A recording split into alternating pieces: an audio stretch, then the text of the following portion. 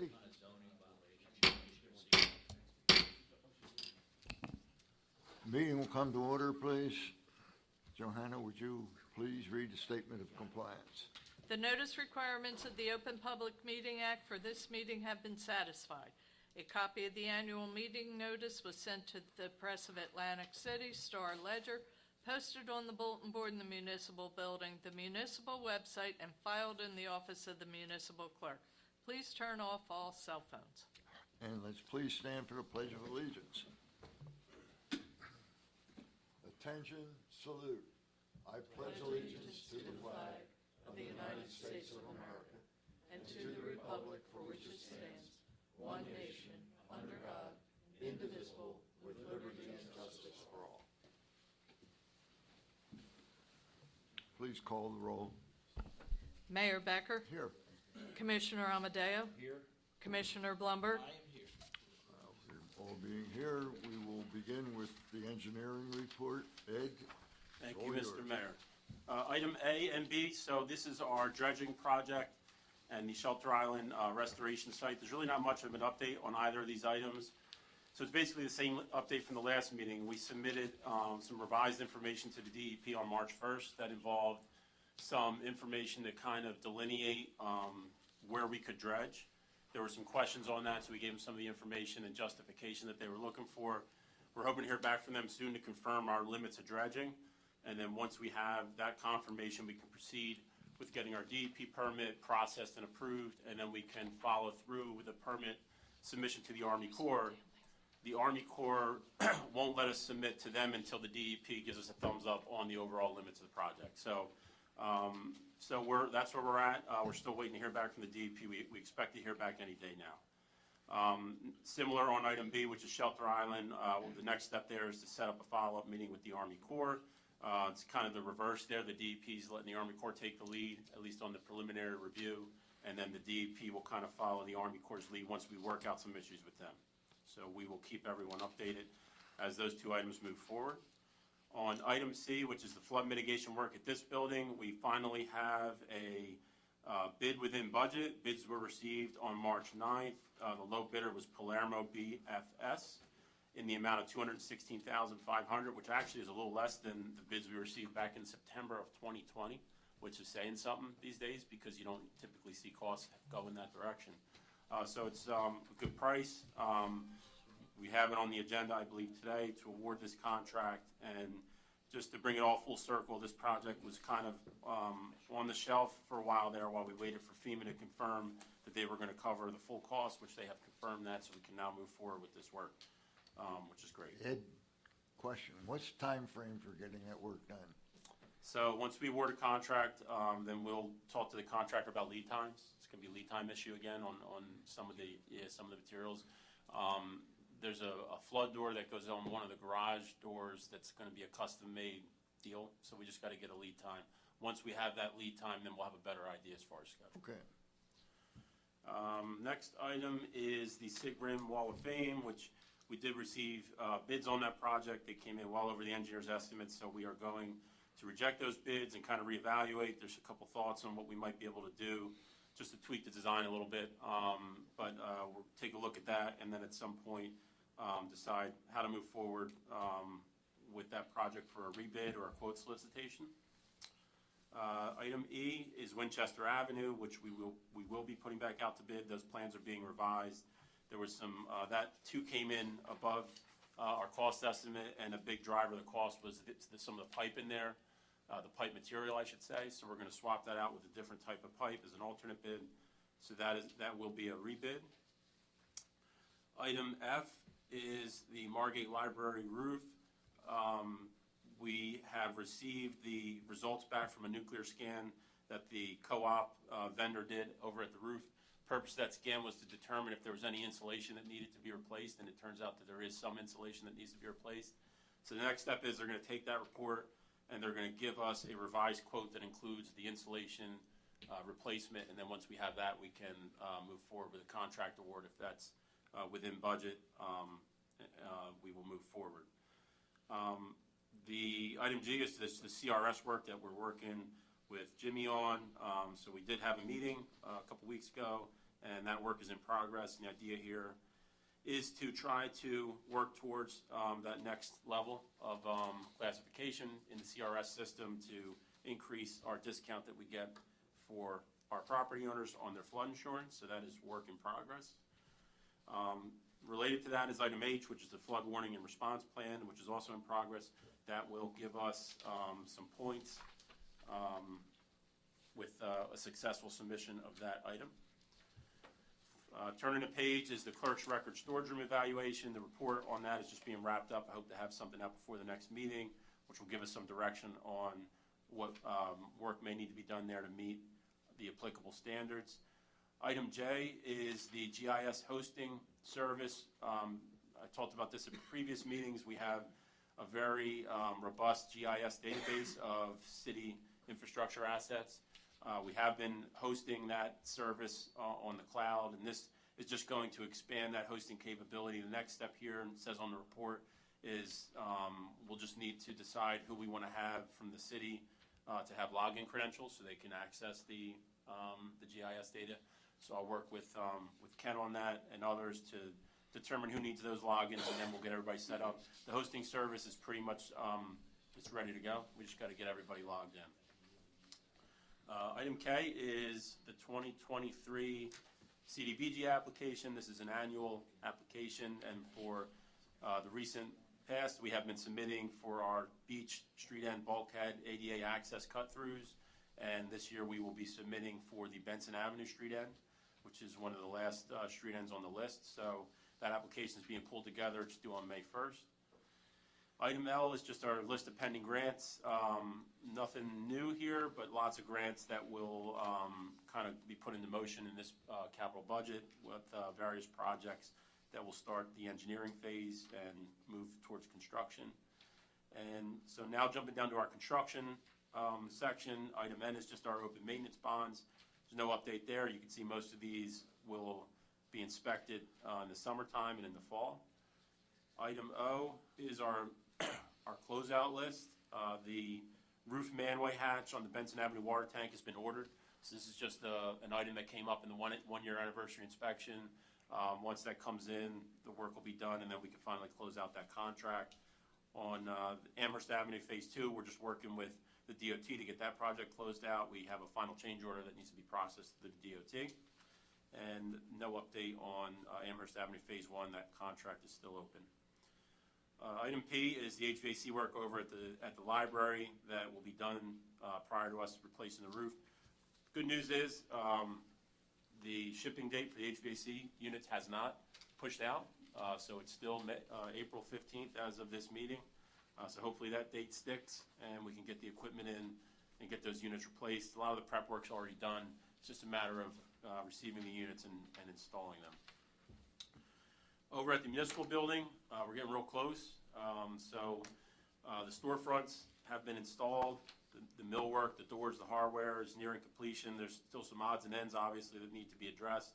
Some window sills that they're waiting on some materials, but we're getting really close to a point where we're going to be near substantial completion. And talking to the contractor a couple days ago, he's still expecting by the end of this month to reach that point where we're at a point where we're just working on punch list items for that project. So we're getting close. The next page, 2021 road program is still in a holding pattern. We're just waiting for the spring to do our final paving on Mansfield Ave, and we will also be milling and paving the police parking lot as part of that project. So we'll be reaching out to the contractor soon to get a schedule on when that work will commence. The 2022 curb and gutter is done. We're just working on some punch list items, and then we can get that project moved into closeout. Same for item T, which is the beach bulkhead access at Knight and Union. Everything is substantially complete. Still working to get some street lighting reconnected. I don't think that's happened yet, but we'll be moving this project into closeout as well. The water meter replacement program, phase 1, I don't think we have a definitive answer from iBank yet. No, every time we ask one question, we get 10 back. Right. So, the issue here is that we do have a phase 1 of this project that's fully funded. However, we have potential funding for the balance of the water meters, and we just want to make sure that if we move forward with phase, it's a simple question, right? We're asking them, can we move forward with phase one without jeopardizing the funding for the rest of the work? And like, to Roger's point, we essentially just asked that question and we get back 5 questions from them. So we're trying to get that solved so we can move forward with the phase one work. Tennis courts, they're making really good progress over there. I'm sure everybody sees it coming in and out of town. So they will, once that's paved, they do have to wait about a month for the asphalt to kind of settle. The oils kind of have to leach out of the asphalt so it doesn't impact the surface coating. But we're well on schedule there to get that work wrapped up before the season.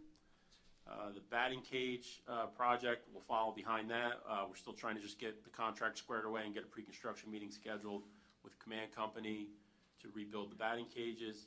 And then, yeah, go ahead, Andrew. Sorry. We had that pre-construction meeting this morning, Oh, fantastic. so I think they said the project could start as early as next week, but the construction company said that there's about a 6-week lead time on the netting for the fencing, so they'll start a couple weeks before they anticipate getting that netting. Great. Okay. Well, there you have it. So that project will be moving forward as well. And then the last item on the list here is the 2022 road program, which we discussed at our last meeting. This project was originally bid to be constructed in 2 phases, half the project in the spring, half the project in the fall. Contractor on this project, Ferry Ozzie Concrete Company, is confident that they can get the whole thing done in the spring. So we approved for them to work up to June 20th, which I guess would be the last day of the spring, and to have everything 100% complete. And that way we don't need to straddle the season, and we could just wrap that job up and close it out. So we did have a pre-construction meeting on that, and work is scheduled to begin on or about March 16th. And it did. There you go. They started today. Fantastic. And that's my report. Thank you, Ed. Any questions? Maury, John? Okay. At this point, we will go to department head reports, and we'll start with Chief Adams today. I'm actually going to make it very brief, Mayor, but thank you. Nothing really new to report in the fire department. Everything is going smoothly, and we look forward to some upcoming events. We have I think it's April 1st, we have the Easter egg hunt at Fire Station 2 along with the Margate Mothers. Other than that, everything's good in the fire department. Thank you, Dan. Okay. Yep. If you may have noticed around the ball field complex, we had the trees trimmed in the last week or so. I guess every 3 to 4 years, we cut everything back so that it grows properly. So that's been done. So they're doing some final work this week, but the majority of the trees have been trimmed over there. Beach tag sales are off to a good start. Lots of reservations are coming in. Every time we go down and check the mailbox, there's 30 to 35 reservations down there, plus people coming in throughout the day. And the Bloom Pavilion, post-COVID now, it's started to really come back. Mary Ann and Sue have bingo lunches, trivia lunches, card playing. They choose a restaurant every couple months and go there, and the restaurants open up to them and let them play cards there and have lunch. They're going to Josie Kelly's next month. They've gone to Gilchrist. So the seniors seem quite happy with how things are going down there. That's Thank my you. report. Lisa? Good afternoon, everyone. Just a few things I want to mention. I want to update you on our investments as of February 28th. I did email each of you a little earlier today. But as of February 28th, the amount of our investments, both liquid and fixed, held through the New Jersey Asset Rebate Managed Program was $22,296,143. And also, as of February 28th, we have realized $62,000 in interest on all of that, which that total interest earned does not include the interest that is accruing on the fixed investments, which we will realize when they mature. One of the investments matured yesterday. It was $440,000, and I reinvested that in a 90-day fixed, and that that is going to earn 4.77% interest, so we're doing well there. Now, one other thing, I don't know if Frank is going to report on it or not, but I just wanted to mention that the auction was held and there was 4 items sold. We have not received the money yet because we won't get the funds from GovDeals until everything is paid for and picked up. But for those 4 items, the amount was $64,326, which was very good. And what I do with that is I put that in a reserve, and then we utilize that in future years to pay for various equipment that's requested in the departments. And what else do I have to say? As you know, we're scheduled to introduce our budget on April 4th. So hopefully I'll have everything finalized once I get final confirmation from all the commissioners. But I just wanted to mention that because it's on a Tuesday, due to the holiday, we won't be meeting on that Thursday. It's April 4th. In addition to that, I was asked, I'm currently the fund commissioner along with Dan for the JIF. Received a phone call yesterday, and they asked me to be the representative for the Atlantic County JIF for the cyber JIF held with the MEL. So 5 times a year, I'll be going up there, attending meetings, representing the JIF for that. So if there's anything in regarding the cyber coverage, I will be sure to let you know. Also, as you know, we've been conducting the cyber training for that, so various emails have gone out. There was a little bit of confusion, and just to clarify, it's only for people who have a city email address, who use a city computer. So Fred gave me an updated list, which I sent to them yesterday. So if you start seeing another email in regards to the training and you have not completed it, please do so. Because it's part of our cyber risk management program. If you have any questions, just let me know. Thank you. Thank you, Lisa. Ken? Thank you, Mayor. Good afternoon, everybody. I just have 2 quick items. Resolution 76, we're going to pull. I need to look at a couple things. I think Frankie and I are going to tag team. I'd asked Frank to have 2 additional comfort stations built for the beach, and they're moving along really well. They look great. Frank, go ahead. I know you want to say a few words. Actually, we built 3 of them. 3, okay. I know there's one was going to Lucy, and then there were 2 other additional, right? Yeah. Okay. And they're not going to have the canvas like previous years. The canvas is extremely expensive. It's like $6,000 to do one of them. So we're using lattice, and we're putting roofs on top, and it's much, much cheaper. But they'll be ready probably by the beginning of next week. And that's all I have for right now. Thank you, Ken. Chief? Mayor, Commissioners, just a couple brief things. First of all, just a reminder, on Sunday, March 26th is the first annual Cherry Blossom Festival on Ventnor Avenue. There will be some traffic detours that day. They are very minor in nature, but just to remind the motorists that there will be a detour off of Ventnor Avenue on March 26th.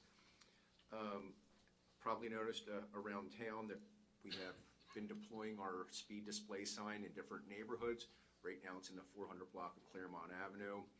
We have some new fixed speed display signs that we just installed on Winchester Avenue by Barclay Avenue. This has been an overall effort over the last couple of years to make sure we're doing everything we can to calm traffic. Part of this was the road diet, which has been very successful. It's slowed traffic down on Atlantic Avenue. So again, over time, you'll see the trailer in different parts of town. It's a really good tool to use in our toolbox for keeping speeds down. We also get reports from the speed display signs, which I always tell people when they have complaints about speeding. I have lots of reports in lots of different areas, and I can always show you the numbers. And sometimes the numbers don't always add up to what you say. So again, it's a really good tool to keep everything safe around town. Also, as we all know, with the warmer weather, we're going to see a lot more kids on bikes, a lot more adults on bikes. Just to be aware and be safe. Like I said, this overall pattern we've done over the last couple of years is to try to keep everybody, motorists, pedestrians, cyclists, safe has been working. That's all I have. Thank you, Chief. Roger? you, Mayor and Commissioners. Planning Board and Planning Department's been pretty busy. We've had 4 subdivisions. I'm required to report that to you and the Planning Board. All of them have been by right, meaning that there's no variances required. One of them is unique where it's 2 lots. It could be 3, but there's one larger lot and one smaller lot. They're just moving the lot lines so they can build a pool, but they're maintaining 2 lots where it could be 3. Public Works Complex, I believe, I authorized the submission of the report to the DEP. Frank, I think you saw that authorization letter. So we'll get a copy of the report and the findings of, at the Public Works Complex. As you are aware, there was an underground tank that was unaccounted for, so now that's all registered. We paid the fees and paid the fines. We're good to go there. Ken, you can chime in on this too. With sometime this year, we plan on starting to convert all streetlights to LEDs, and we're going to revise the tariff to be more favorable to the city in the long term, so we recoup our more money over a longer period of time. The upfront cost is a little bit more, but the end product is better for the city. And the zoning-wise, we're still getting quite a few applications in. Jimmy, you haven't seen a slowdown, have you? A lot of pools again, because it's the pre-summer rush to get the pools in before the summer. And I think having that moratorium in summer construction of pools was a great idea. It just relieves a lot of problems. Agreed.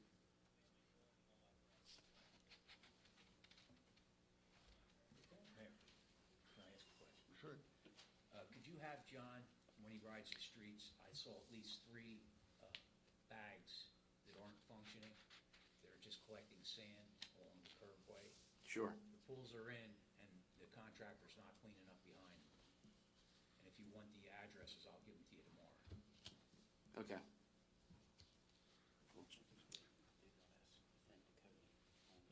Anything else, Roger? That's it, thank you. Thank you. Jim? Good afternoon, Mayor. Good afternoon, everyone. I just got my final report from the high-rises located at the Island House, Margate Towers, 9600. In June 24th, 2021, Champaign Towers, South Building collapsed in South Side, Florida. I sent a letter out to all the high-rises requesting them to do a severe and complete structural analysis of their building to determine if they're safe for the occupants of the building.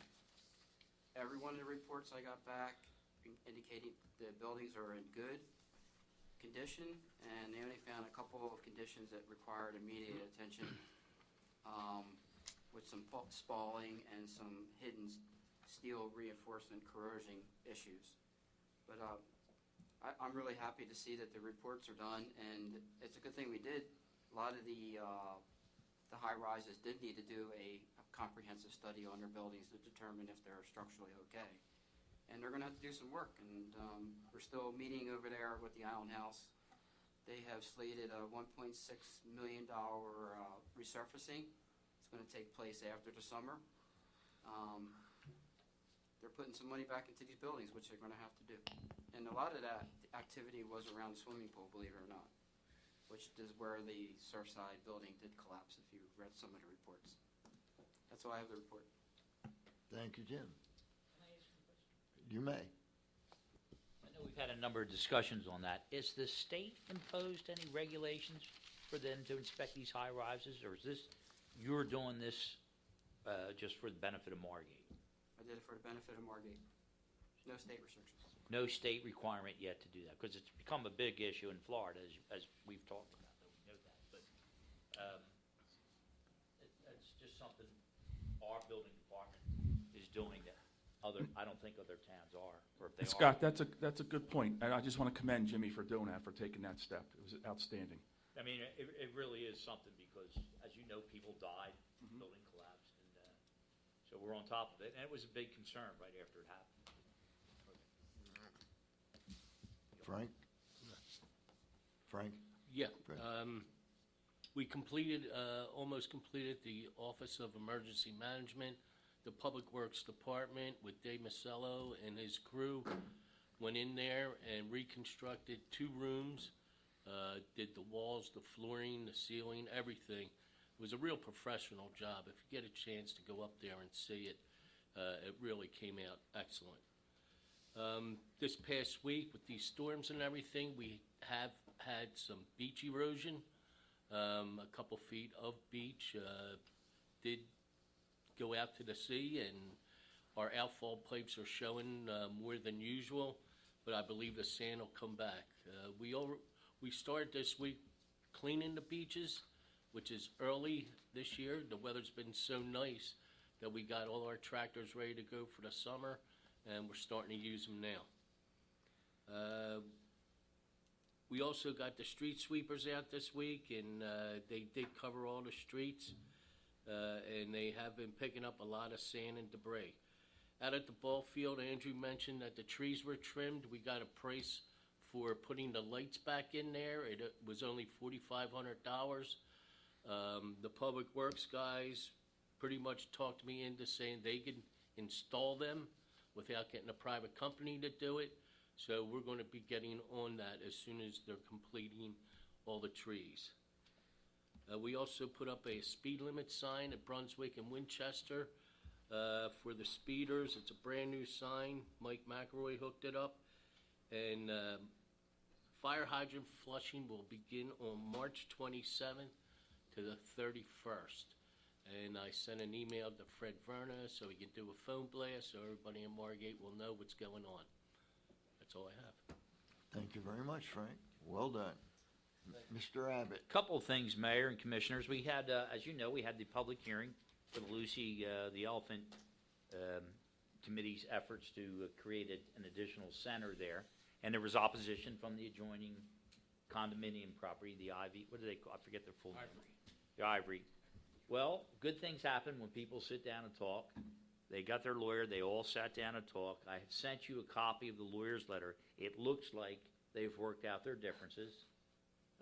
I believe they're in the process now of having Mr. Sykes redesign or modify their proposal for the Ivy to agree to that. But it sounds from the letter I got, which I sent to you, and Johanna, I'll make sure you have that for your records, that I they've, sent it to you too, Scott. yeah, that's right. It came from you. That's right.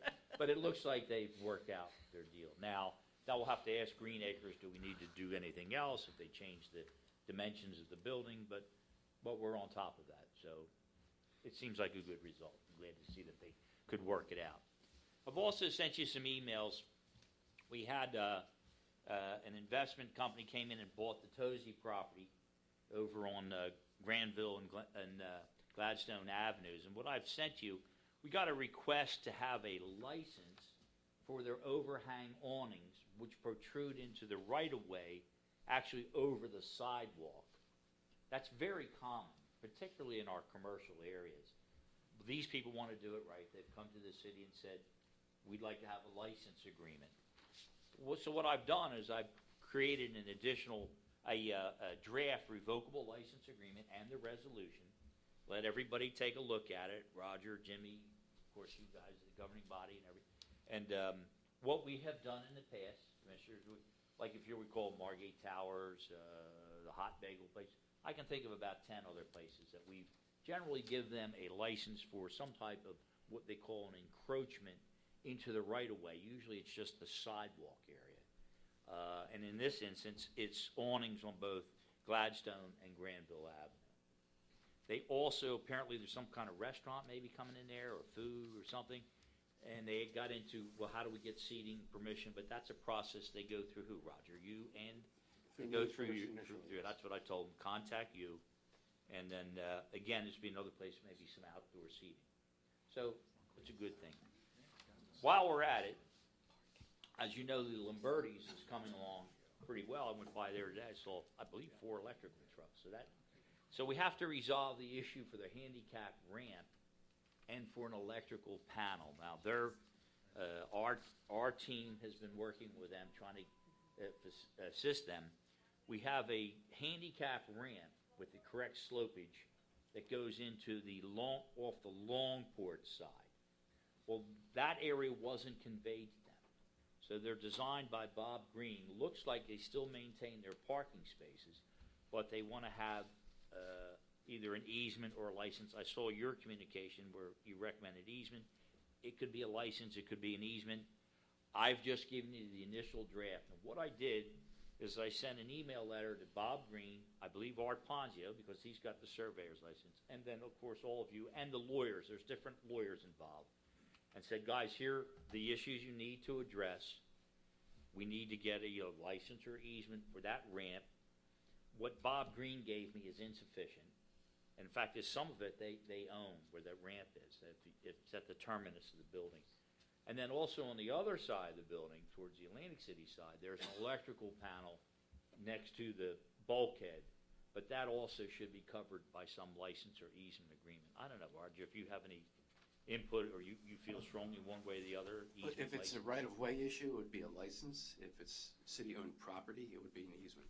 Well, in this instance, it is city-owned property because the city built that ground in 1928 after they obtained a repairing grant, as you know, and got the funding and bonded, put the bulkhead in from Longport down to past where Captain Andy's was.